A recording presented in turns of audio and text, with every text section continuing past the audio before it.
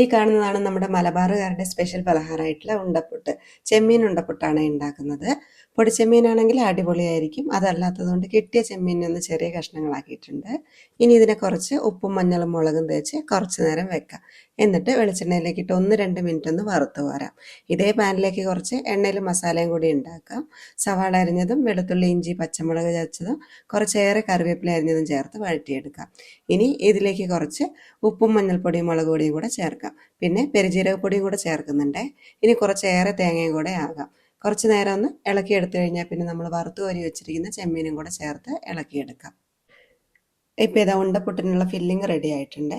ഇനി ഈ ഫില്ലിങ്ങിനുള്ള മാവും കൂടെ ഉണ്ടാക്കണം. ചൂടുവെള്ളത്തിൽ കുതിർത്തിയെടുത്ത പുഴുക്കലരി കുറച്ച് മാത്രം വെള്ളം ചേർത്ത് അരച്ചെടുക്കുക. മാവ് കയ്യിൽ ഒട്ടിപ്പിടിക്കാതെ ഇതിനെ ഒന്ന് കുഴച്ചെടുക്കണ്ടേ.